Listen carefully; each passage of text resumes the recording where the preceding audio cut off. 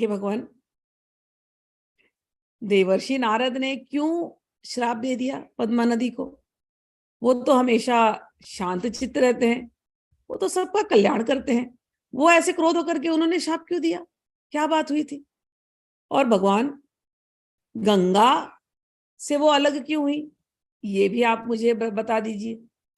जब परशुराम ने ऐसा पूछा तो दत्तात्रेय ने बोला, परशुराम, प्राचीन काल में जो घटना हुई थी वो आख्यान में तुम्हें सुनाता हूं। बड़ा विचित्र है। एक समय की बात है, नारद जी ब्रह्मलोक गए। वहां ब्रह्मलोक में गंधर्व वेद की चर्चा का प्रसंग चला। उस समय वहां गंधर्व मुख्य जो देवगण थे, यक्ष और किन्नरगण इत्यादि, वो लोग एक से एक सुंदर से सुंदरतम गान और वाद्य गाने लगे, करने लगे। तो उनके साथ नारद ने भी आकर के अपनी वीणा बजाई, बड़ा सुंदर संगीत सुनाया। सुनकर के सभी सदस्यगण बड़े प्रसन्न हुए, उनके नाद ब्रह्म में लीन हो गए। नाद ब्रह्म में ऐसा लीन हुए कि निर्वाण का परम सुख उन्हें केवल उस उनके नारद जी के संगीत से आ गया। सब लोगों ने साधु साधु कह करके उनकी प्रशंसा करी। फिर जब नारद जी का टर्न खत्म हुआ तब सरस्वती जी आई। और सरस्वती जी तो सरस्वती जी हैं, उनके राग और लय का क्या तुलना किसी से।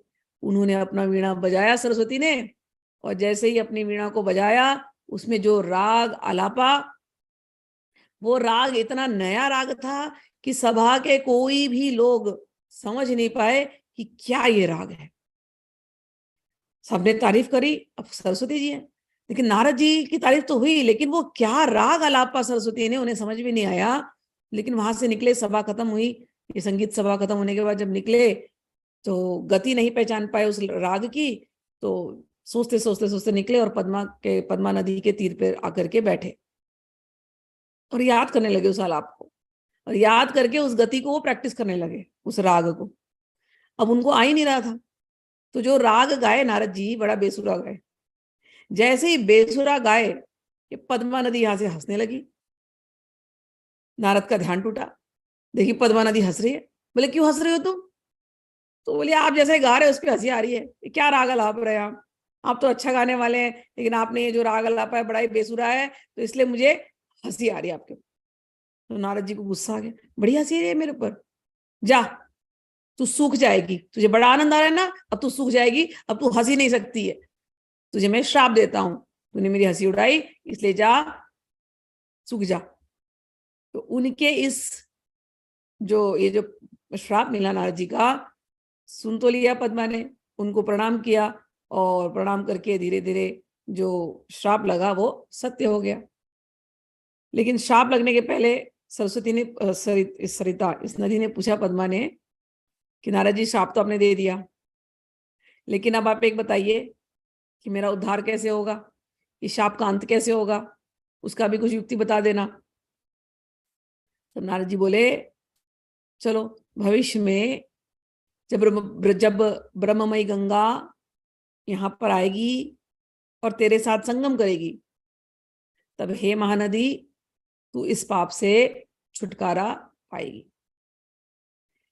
तब पद्मा ने पूछा, महर्षि, गंगा कौन है? भूमि पर ये क्यों आएगी?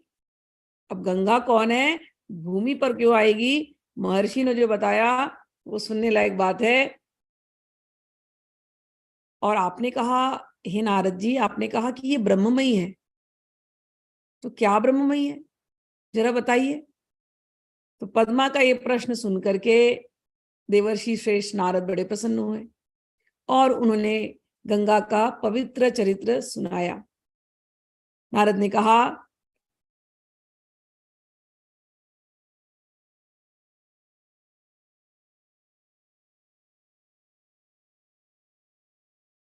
प्राह गंगा सुचरितम पद्मा प्रति महान ऋषि, शुणु पद्मे कथाम पुण्यम महापातक नाशिनीम। हे पद्मा, तुम इस कथा को सुनो, गंगा की कथा को सुनो, ये जो बहुत ही पुण्य देने वाली है और बड़े बड़े पापों को नाश करने वाली है। परस्य जगतः कर्तुर ब्रह्मणा शिव रूपिणी शक्ति सर्वमयी तस्य सारभूता हृदात्मिका। हे पद्मे, गंगा की ये कथा पुण्यप्रदा तथा महापातक नाशनी है।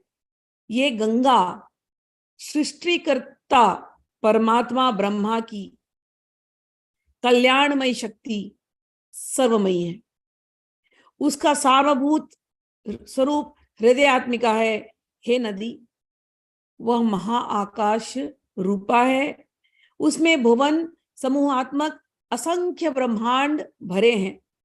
ऐसी उस महाशक्ति की ब्रह्मादि देवताओं ने अपने कठोर तपस्या और अनेक स्तुतियों से संतुष्ट एवं प्रसन्न किया है।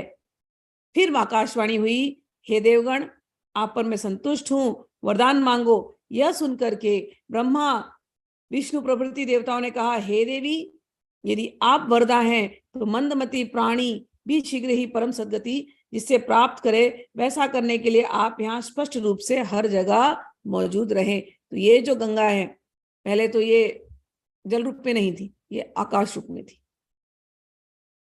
जब हम लोग कई बार जब हम लोग ध्यान करते हैं तो हम एक ही चीज कहते हैं, गंगा हमारे अंदर ही है, गंगा यमुना हमारे अंदर ही है।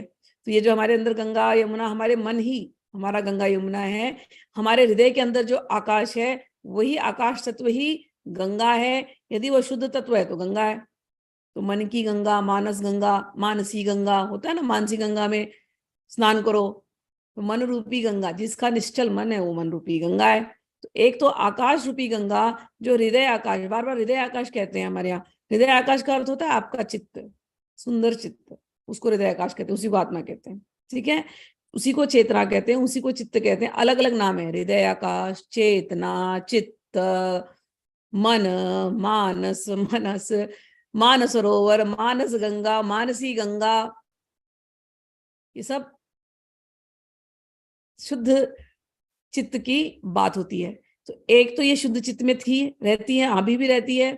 और लेकिन देवताओं ने इनको की स्तुति करी, देवताओं ने, और इनको प्रार्थना करी कि हे देवी, अब आप किसी रूप में प्रकट हुई है जिससे कि जो मूर्ख, जो अज्ञानी जीव हैं, वो भी बिना किसी प्रयास से सद्गति को प्राप्त करें।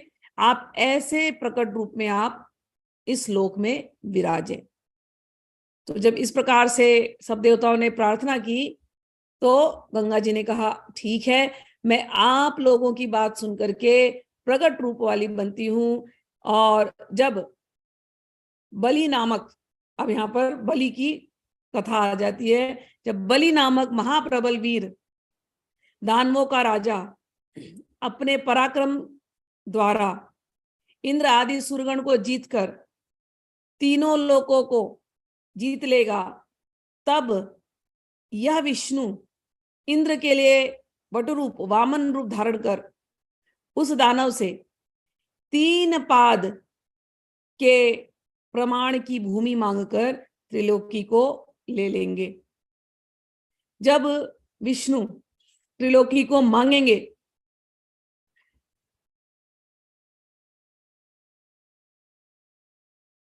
हाँ, जब विष्णु छल करके यहाँ पर आएंगे, ब्रह्मवटु बनकर के आएंगे और दानव राज के सामने भिक्षा मांगेंगे, उस समय पर शुक्राचार्य जो है उनके गुरु, दैत्यों के गुरु, वो उनको मना करेंगे। शुक्राचार्य समझ गए ये तो वामन है। शुक्राचार्य कहेंगे कि नहीं नहीं, लेकिन उस समय पर बलि इस बात को मान लेंगे और विष्णु के द्वारा ऊपर की ओर, पाद के ऊपर करने से वो उसको नाप लेंगे। जब विष्णु पैर ऊपर करेंगे तो उस समय पर मैं ही वहां से द्रव्य रूप में निकलूंगी। तो जब विष्णु आएंगे इस यज्ञ में, बलि के यज्ञ में, तो विष्णु ने 3 पैर 3 पग की मांगा ना, कि 3 पग क्या मुझे चाहिए, लोक तुम जगह दे दो मेरे को, कि बलि के पास सब कुछ था। तो एक पग स्वर्ग पे गया, जब ऊपर के लोकों में गया तो उन्होंने कहा, गंगा जी ने, जब वो ऊपर के लोक में जाएंगे ना, उनके अंगूठे से मैं वहां से निकलूंगी, ऊपर से जल बन करके, ठीक है ना। इसलिए वो ब्रह्ममयी जल द्रव्य है।